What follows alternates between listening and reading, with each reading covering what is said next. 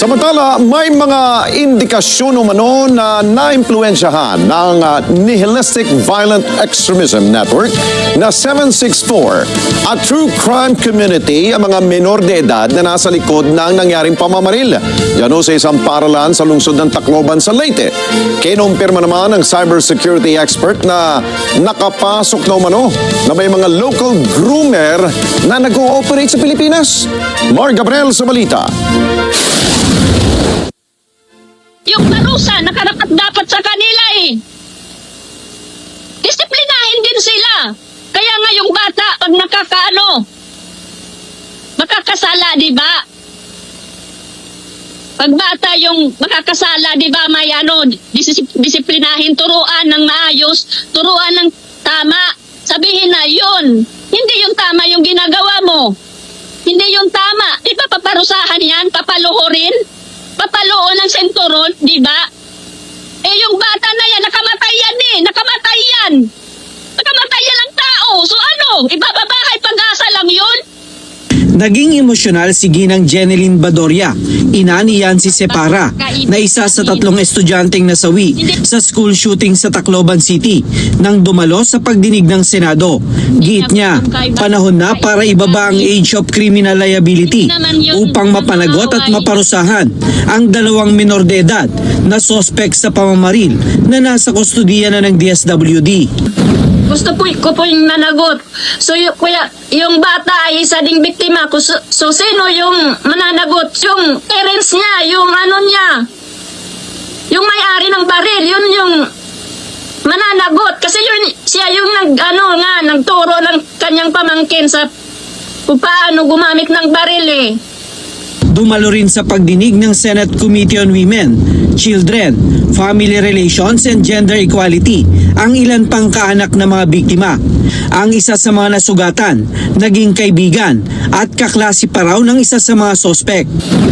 Gusto ko lang pong mensahe, sana mabigyan ng hustisya yung mga nabiktima, lalong-lalo na po sa mga namatayan. At sana po hindi maging hadlang ang pagiging menor de edad para makulong. Kasi parang unfair naman po na ganun-ganun na lang. Gusto ko rin ibaba yung 15 to 12 years old na para hindi na pamarisan yung pagkagawa ng krimen. Dahil kung hindi natin ibababa yan, mamimihasa yung mga minor de edad na yan eh. Marami pang batang papatayin dahil hindi sila makukulong.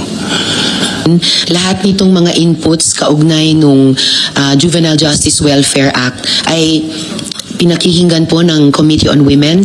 I-share din po namin. Kinonsulta ko kanina si Senate President Sherwin, malamang Senate Committee on Justice na didinig sa anumang mga proposed evaluation at amendments nung JJWA. Dumalo rin sa pagdinig si Police Staff Sergeant Arla Ray Pasencia na tiyahin ang 14 anyos na sospek na si Nash. Paliwanag niya, walang pahintulot na kinuha ng binatilyo ang kanyang baril na itinago niya sa cabinet sa kanyang bahay. Rafi, I have only one locker in my room. And siguro naghanap siya kung saan ko pwede matagoan. Yun lang po ang area na may lock po. Now, balita na isinasama mo raw ata sa target shooting sa firing range, yung pamangkin mo? Sen, I only bring him once. You brought him just once. Just once. Bakit? Anong reason? Ba't nyo siya dinala sa firing range para turuan na mag-firing? Anong dahilan? He usually told me that he wanted to be a police officer like me. He looked up on me. Nilinaw din ng pulis na hindi sa kanya nakatira ang pamangkin na napansin niya raw na tila may pagiging introvert. In cases po na wala po talaga ang parents niya because they are members of 4Ps, wala po silang trabaho. And naaawa naman po ako sa bata, lalo na kapag humihingi na po ng pangbili ng ulam, gatas, kahit po sa education nila. Yun po yung support ko kay Nash. Kung napapansin ko po kay Nash is masyadong mahaba ang oras niya sa cellphone. He is introvert. More or most of the time, hindi siya nakikipag-usap. Gusto lang niyang mapag-isa. Ayon kay Senator Risa Ontiveros, may mga indikasyon na naimpluwensyahan ng nihilistic violence extremist group na 764 ang mga minor de edad na sospek. Ang 764 ay kinukonsidera daw bilang terrorist group sa Canada, habang itinuturing naman bilang national security threat sa Estados Unidos. Ang modus ng grupong ito, maghanap ng mga vulnerableng minors online at hikayatin na gumawa ng kahindik-hindik na bagay. Sabi mismo ng FBI, the leaders of the group are pushing victims to create graphic pornography. Paano? Kinakaibigan muna. Binibigyan ng sense of belonging. Pinaparamdam na may lugar sila. At saka unti-unting hinihikayat sa mas madilim at mas mapanganib na gawain. Isa daw sa mga indikasyon na naimpluwensya ng sospek na si Nash ay ang ilang komento sa kanyang account matapos ang nangyaring krimen. Makikita ang sinasabi ng mga miyembro ng grupo na sumusuporta sa ginagawa niya. Sa comment ng isang Sedik Riazanov, sinabi, na-edit na kita boy sa TikTok.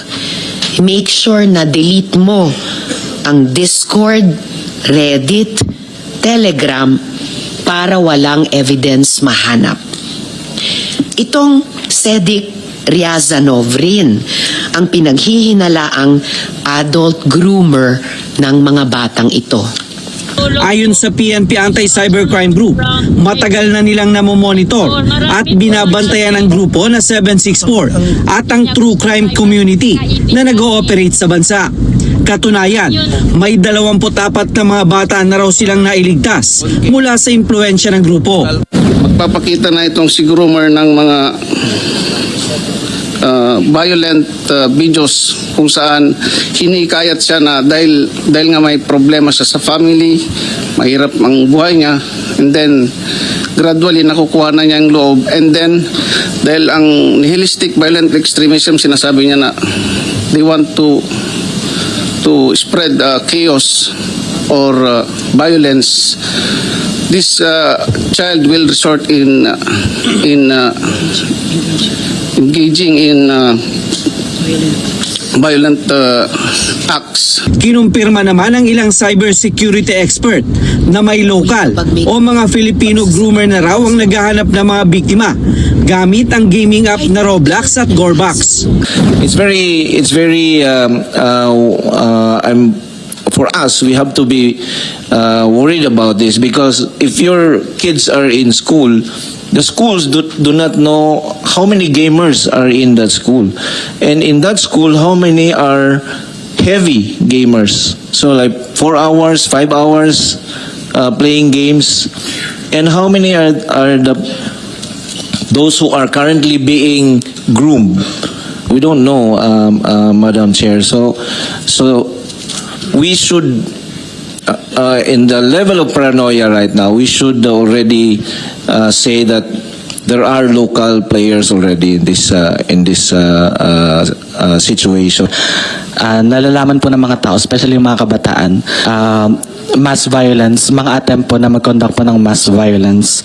And malaki din po yung chance na itong incident sa Tacloban ay connected din po sa ibang incidents na nangyari po sa ibang lugar po sa Pilipinas. Inirekomenda naman ng Department of Justice sa Senado na magpasa ng isang batas na pipigil sa paglala at paglawak ng nihilistic violence extremism sa bansa. Mar Gabriel, para sa Mata ng Agila. Matatag, matapang, matapat.